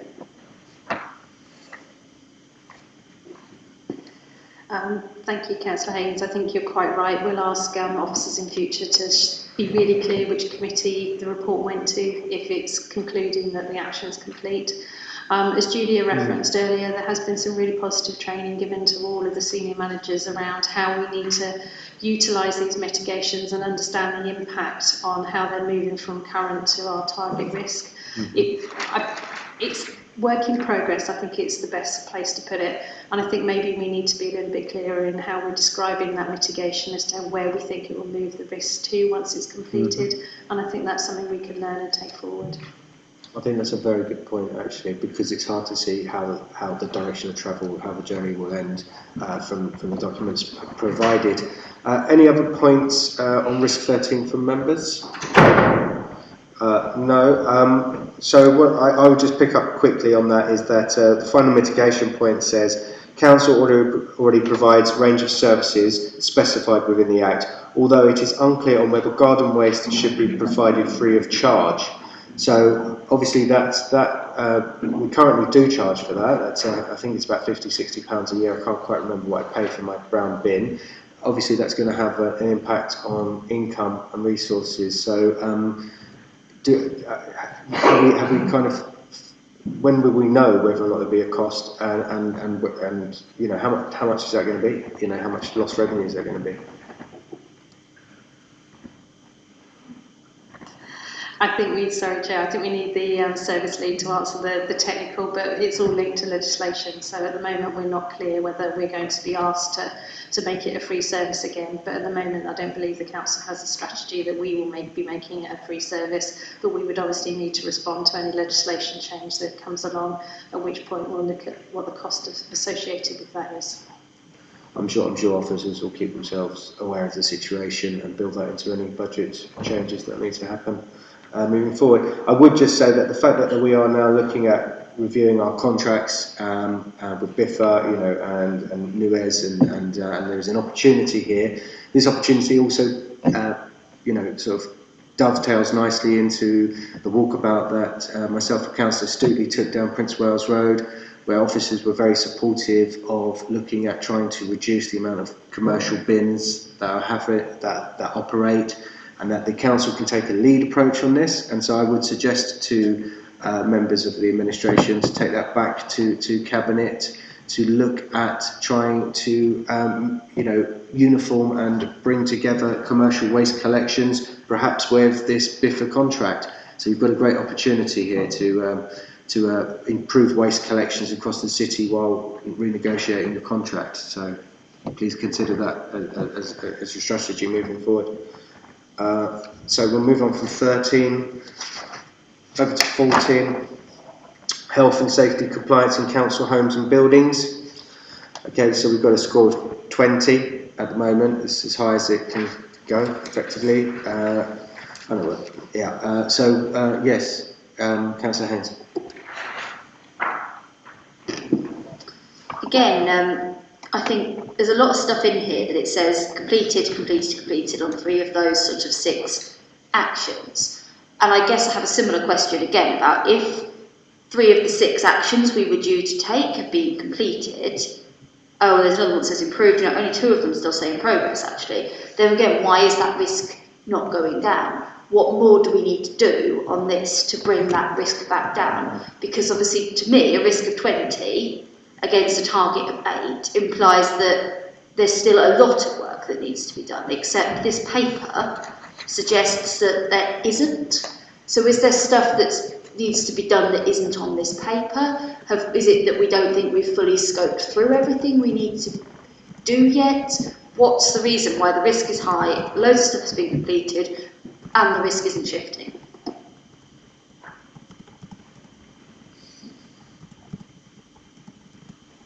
Thank you, Chair. We don't have the service lead here with us today, but I think the actions, just quickly skimming through them today, is about putting all the right resources in place to actually manage this. There has been a recent report back to Cabinet that gives a full update in relation to all the activity and the action plan that's happening, and I don't want to sort of cut across that because I apologise, it's not my area, but I do believe what you've got here, the mitigations and actions that have been delivered, are all about putting the right resources in place to make sure that we can deliver the appropriate actions required to get us back on track. And there is a report that's just recently gone to Cabinet where you can see the update and progress against that. Yeah, well, I appreciate the answer. I would say that I know that officers are tremendously busy and have to be at different places, but it could possibly help having the Director of Service in when we had the risk registered today, when areas in that are way off, the targets that need to be. There is bound to be questions, but I can understand if officers are, prior engagements. And yes, I appreciate that, the direction of travel that's happening here, and I guess that we will continue to monitor the progress in the risk register when it next returns to the committee, because that's the function of the committee to do. If I may, Chair, I'd just like to obviously give apologies on behalf of those officers that are taking some well-deserved leave. It's not prior commitments at other meetings, but we do need to ensure that our officers take leave and ensure that they're fit and healthy for delivering the work we need to do. But I'm very happy to ask them to attend to the next time we talk about this risk and be here to answer questions. Yeah, no, I think that would be brilliant. The next time that we actually bring the risk register back, because we bring it back twice, that might make sense. Yeah, brilliant. Thank you. So we've looked at that briefly, and we'll know about that. So risk 15, failure to draw down the £15 million for Anglia Square. Any points on that? No, I mean, obviously, all I would say is that it's a tremendously high score. And the final line under description and triggers is start on site prior to 2023, unlikely. So I'm sure officers are working in the background to try to make sure the funding remains secured for that development. Otherwise, it would be very difficult to achieve that site coming forward. Okay. So we'll move on to 16. It's elections. Councillor Driver did pick up on elections. Was there any points on that? No. I mean, I just think I see on this here. The comment says that Q1 and Q2 to the Directorate Risk Register, and when I was making my notes through. On the paper. So we have the corporate risk register that comes to us, and as we've had today, we have the outstanding, medium and high risks from any internal audit investigations. So my question to the committee and then to officers is, do we feel that the actual Directorate Risk Register, which we don't see it at all, it's not accountable to us at all, there's no transparency to it as far as I'm aware, do we feel as a committee that should be coming also to the committee? Councillor Haynes has indicated that she thinks that is a positive idea. Does any other councillors have any views on the Directorate Risk Register? And then I'll ask officers to see what they think of that. What's the difference? Well, so the Corporate Risk Register is run by CLT, and then the Directorate Risk Register sits below that. And so again, with like climate change, we can see that some of it will sit at a corporate level, some of it will sit at a director level, but we, as councillors, are not getting any oversight of that directorate level. Should we see what the officers have to say on the point I've raised? Please. I think what you've got to consider is that this, the corporate risk register is your highest, most important risks, and you've got 17 on there. I don't know the number of risks on the Directorate risk registers, but it will be very significant and be very difficult for this committee to deal with and provide any strategic input to those Directorate risks. You know, they should be a lot less critical risks, and they'll contain many operational risks that are being managed on a day-to-day basis. So I just think you need to be aware of how productive and how strategic this committee should be if it were to go down that route. I think that's a fair point, and I would agree with you that, you know, now with the explanation that in terms of actually producing value and worth for this committee's work on that, I would agree with that. But in the sense of good governance and transparency, as a member, I'd like to request to see those, and is there any objection for those to be sent over? Yes, Faye. Just if I can add my 2 pennies worth, I do obviously cover quite a lot of councils in Norfolk, and I think it would be unusual for the Directorate Risk Registers to be provided. That is a huge amount of detail. A way around it perhaps could be to focus in on a particular area and then ask for an update on specific risks, but having every single Directorate Risk Register at the committee, I'm not asking for a committee, I'm just asking for it to be sent to me as a member. Okay. Yeah, so I presume you hold it in one place. It's a small kilobyte document. I'm just asking to see it so I can look at it. Is there an issue with that? We can certainly look into that. But they will be held within each individual directorate, so there will be 3 or 4, one for each directorate that would have to be brought together. We'd certainly look at how many we're talking about and whether that would be manageable. So we can certainly look into that for you, Chair. Thank you. Okay, so any other points on elections? No. You can see that members are flagging a little bit. I certainly am, but that's yeah. We're well over in terms of time. Risk 17. Any points? That's a red score. That's failure to deliver acceptable levels of performance in regulatory services. Councillor, Chair of Licensing. Yes, thank you, Chair. I know that some of the written responses on here have clearly been provided some time ago. So I would hope that once again the score may well be something that we could revise very quickly. I'm pleased to see that some of the improvements that we've been looking for are ongoing, especially digitisation, or improved digitisation of the services. So I wonder if an officer could comment on the progress here and whether that score again could be revised probably for the next time. And again, we could have somebody from the team to come and join us.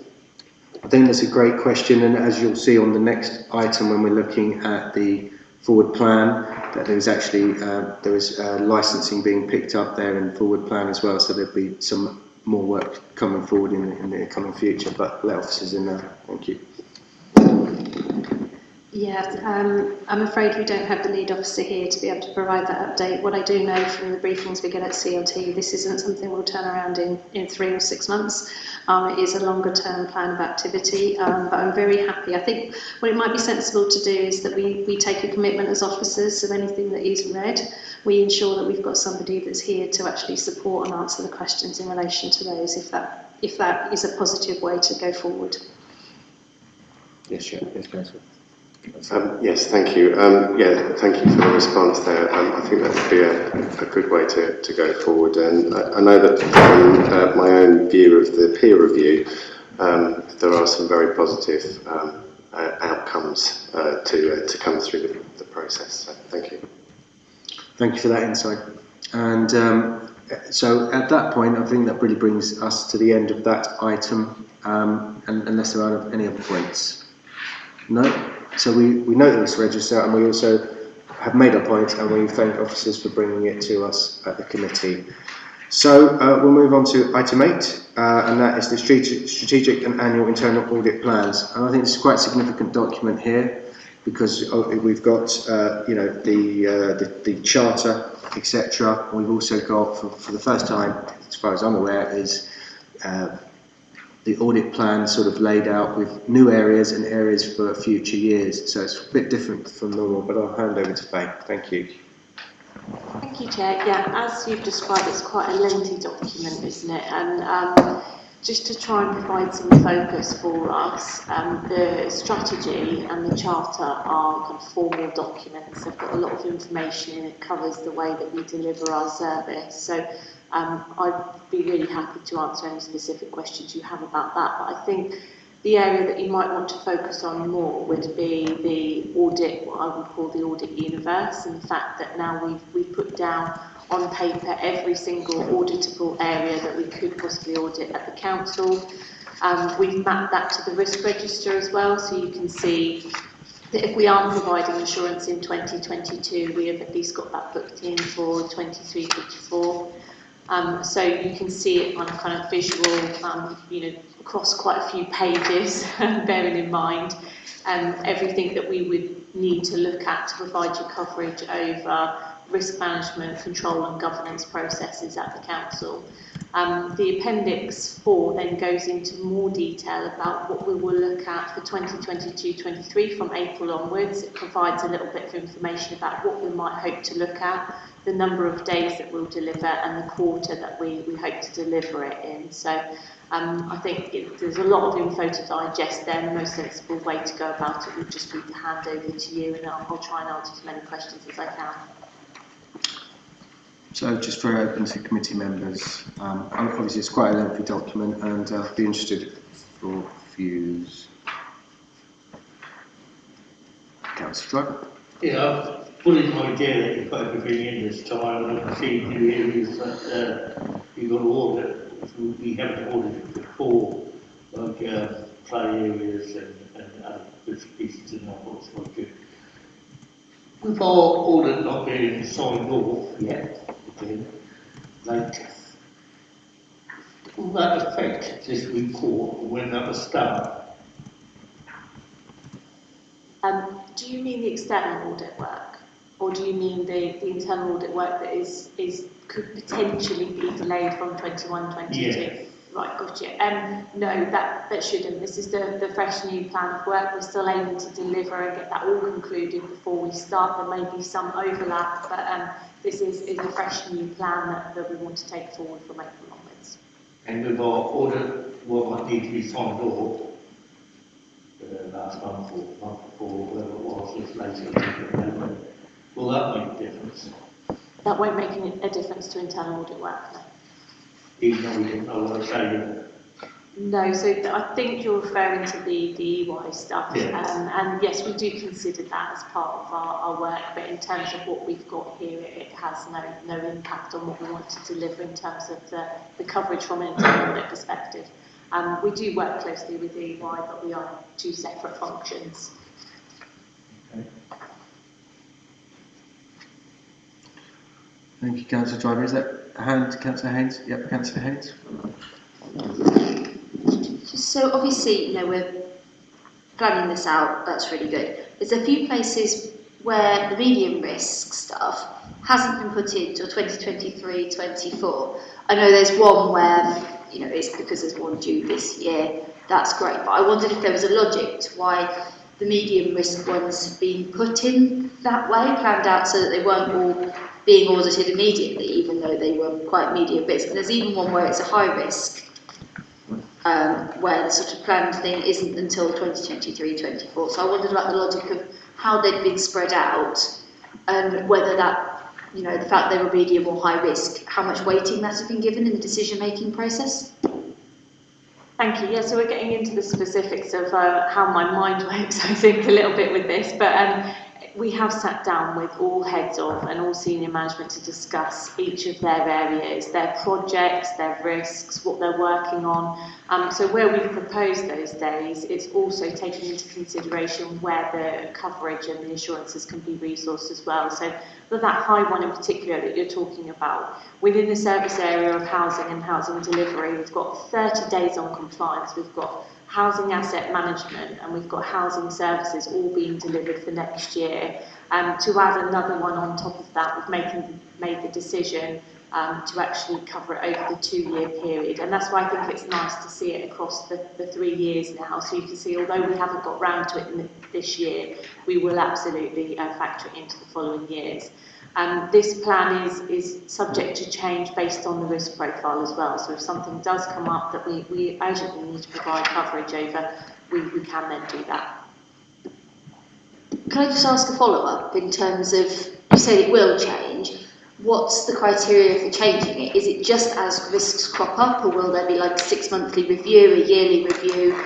Will this paper be brought to audit on a yearly basis so we can oversee it? Yeah, just about basically what's the timescales for reviewing it and as that decision is made. Thank you, Chair, and thank you for the question. Fundamentally, it's really important to acknowledge that it's lead officer's responsibility to manage risks. The mitigations within those risks are managed by the lead officers operationally and obviously overseen by CLT to ensure that we've got positive action happening against any high risks. What FAE has done for us here is just shown complete transparency between the risks that we've got identified in the corporate risk register and the plan.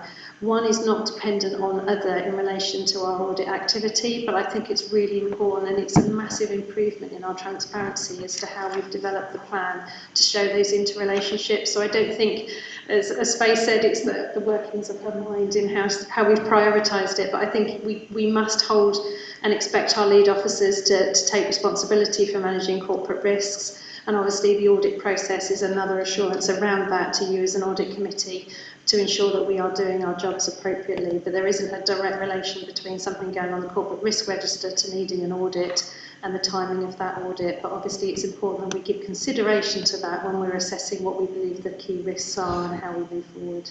Does that help? Councillor Sands.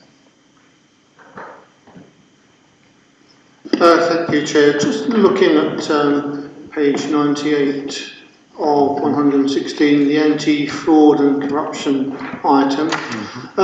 We know that the government in Westminster recently omitted all reference to fraud in its crime figures, and yet we know that fraud is a significant and growing area of crime. Does this omission by Westminster hamstring our own attempts to combat and fight fraud in any way?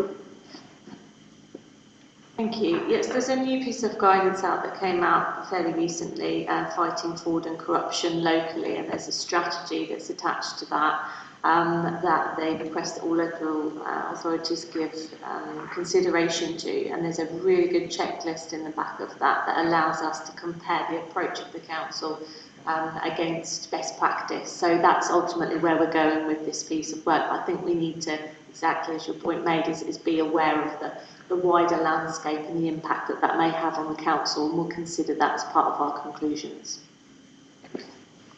Thank you for the question, Councillor Sands.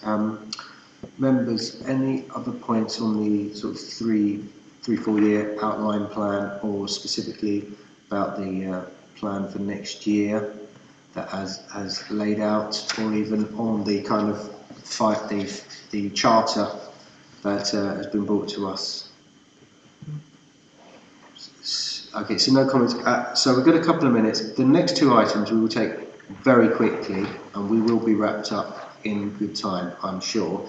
I'll just pull out a few points. I'm going to work from back to front, so I'm going to start with the annual audit plan for next year. Now,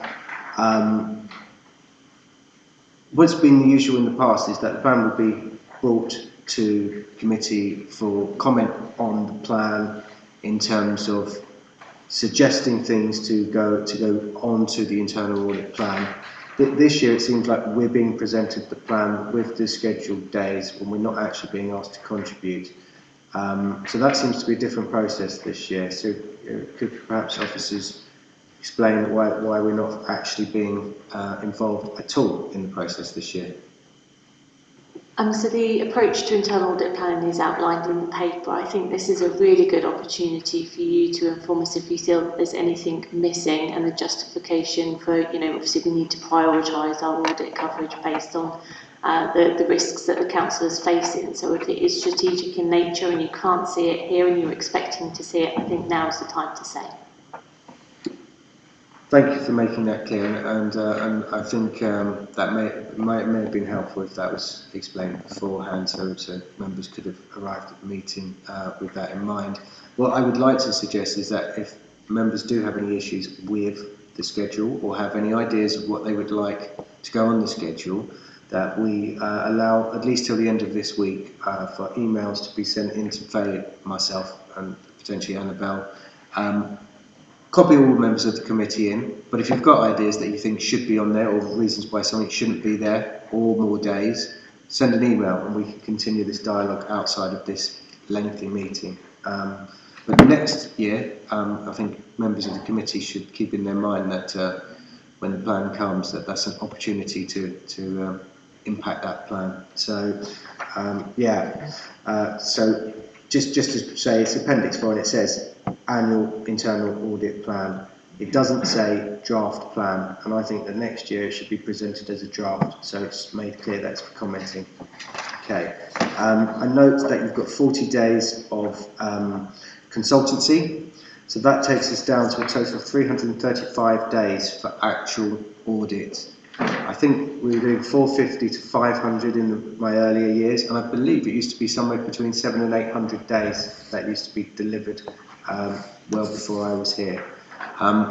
Councillor Driver will often ask the question, do you have enough days to do what you need to do? And obviously with external audit, they will return and say, well, we won't give an opinion until we can give an opinion, and that's their obligation. And Faye will be obliged to give an opinion at the end of her cycle. So, Faye, do you think that 335 days, comparative to what we've had in the past, and comparative to actually like-minded councils, which I believe we had a report 2 years ago, and I think they're all in excess of 400. Is 335 days going to give us an adequate coverage here in Norwich?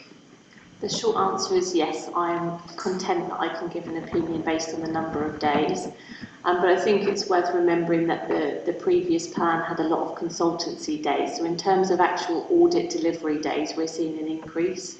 We're also seeing an increase in other operational area audits and an increase in actual audits being delivered this year compared to last year. So yeah, but last year is the lowest we've ever had, and it's not comparative to what we've had delivered in the past here in Norwich.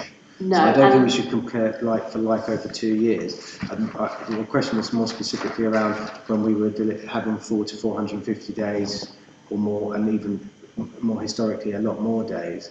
I think that's the base figure that I'm asking you to kind of compare against. Yeah, and I do take that point, but it's, we're making sure that the coverage we're provided, as I kind of went into last time when we were talking about some of the areas that we could defer in the previous meeting, we're much more focused on providing coverage over the risks that are significantly impacting the council. And in providing this audit report here, hopefully you can see that we have given priority to the areas that we need to. And coming back again to that point, if you think we've forgotten something and there needs to be more, then let us know. But I'm comfortable with the amount of days and the coverage areas is going to give us what we need for the annual opinion. No, thank you for answering the question. Councillor Driver. Yeah, can I just carry on with that point up through that? Does this mean we're actually making a saving? Might want to let Annabelle come in on that one. Thank you. There's a very slight saving, but I think it's important we step back, and I, as professional lead and commissioner for the service, felt that we'd get a much better outcome for the council if we went into the consulting and fundamentally had a far wider reach of experienced auditors than we could ever provide internally, given the size of the audit plan. I think what Faye's brought to us, we have seen a dramatic change in the last 12 months in the quality of the information we've provided. You can see what a positive discussion that we've had here tonight in relation to the audits and the outcomes of what you're seeing. You can see some really proactive management of that. I want to acknowledge the fact that actually we are moving in such a positive direction in the audit service that we're receiving.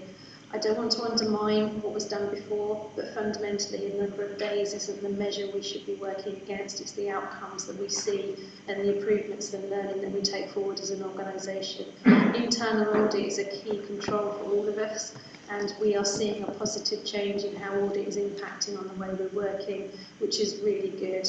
We don't want to be in a situation where we're doing compliance audits, and I'm not saying that's what happened before because I wasn't here then, but fundamentally audit has completely transformed in the way it is embedded within the organisation and giving far more value back than just doing a tick exercise.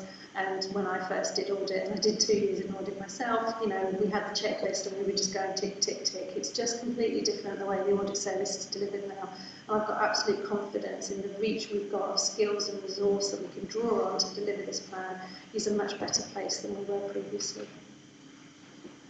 Well, thank you for that. Does that answer your point, Councillor Driver? No, thank you. I appreciate the dynamic change that's happened in the audit team and in how audit is delivered and how that benefits the council.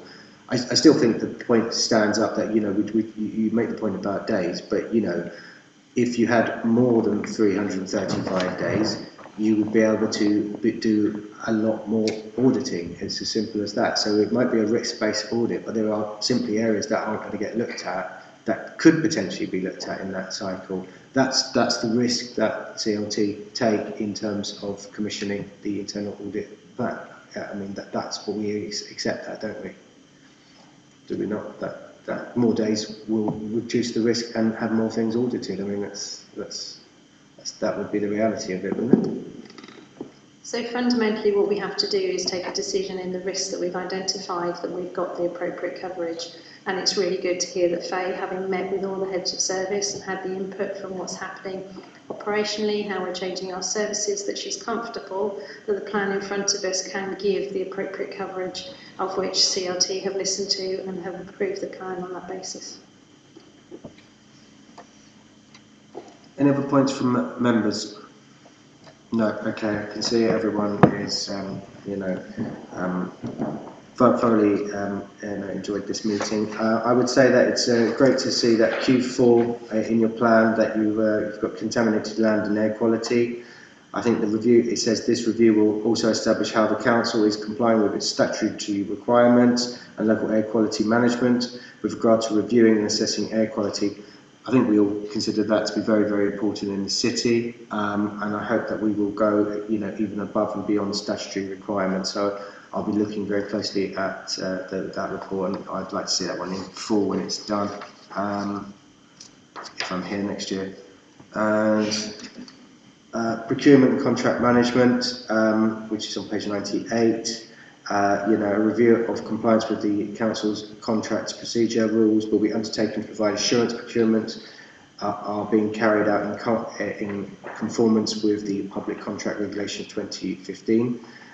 So great to see there's more work around that you'll be doing in that area. So that's great. I really enjoyed this earlier appendix that you put in. Just to say the way, I'm just going to try and find what page number it starts on, because it's hefty. Here we go. Appendix 3, the Strategic Internal Audit Plan. I think this is a very useful document for members. It shows areas that haven't been looked at in the past, areas that haven't been looked at for a fairly long time, and details that, and shows where they're going to be picked up, hopefully, give or take, the dynamic nature of audit, where it will be picked up over the next 4 years. If there are no comments from members on that, I would just say that there are a number of great things to see coming forward on that, and I'll be sending an email around to officers after the election on this section, which I'll be contacting other members with as well, because I think there are a number of strategic points I'd like to make about this, but I don't feel that we've had enough time in the meeting to cover that today. I would just also say that the covering document before that as well, which needs to come to us at a 5-yearly basis. It's good. I think it's the first time I've seen it, although I could be wrong. Jackie will know when the last time it came. What's it called? The charter. The charter. So this is obviously a standard charter that you have across your organisations, and you've adopted it for us now. So I think that's a useful document for members to be aware of, and I hope you've read that. I mean, obviously it constitutes ourselves as the board. It makes it clear that the internal audit plan is of the domain of CLT and is not the responsibility of this committee, but our opportunity to endorse.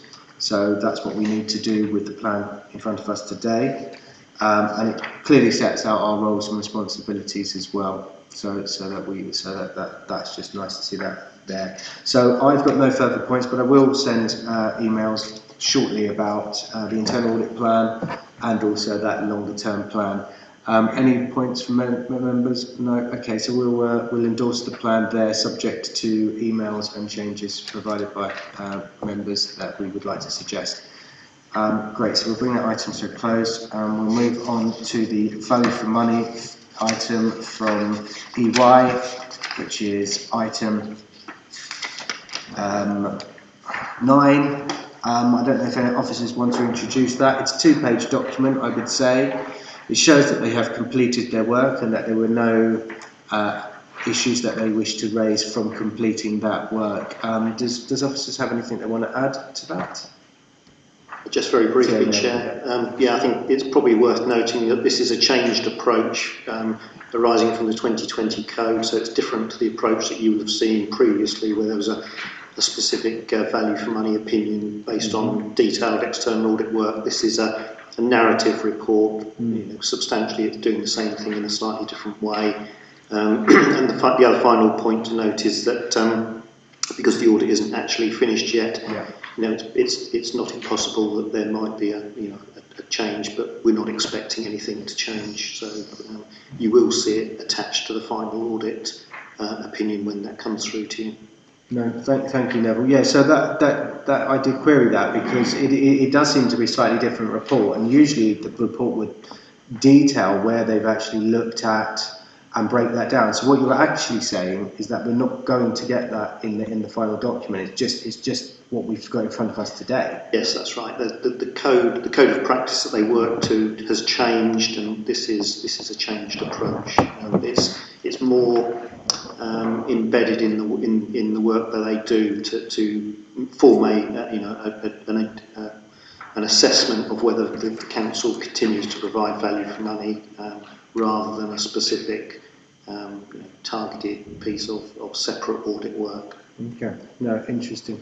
Any points on the value for money document? As you can see from the report, there's no issue identified by external auditors. Councillor Driver? Value for money is not value for money from our audit people. That's just ridiculous. I mean, they're doing less work, less audits, less everything, and put the price up extraordinarily this year. It's just outrageous. If I could give an external audits, I would do, but I've been told it's against the law and we've got to have them. That's just blackmail for money every time. Yeah, no, thank you. And I think all the same points were made at full council. Okay. Any other points on the actual item there? No. Okay, so we'll bring that item to a close, and that will close the public part of the meeting. So thank you. Yes.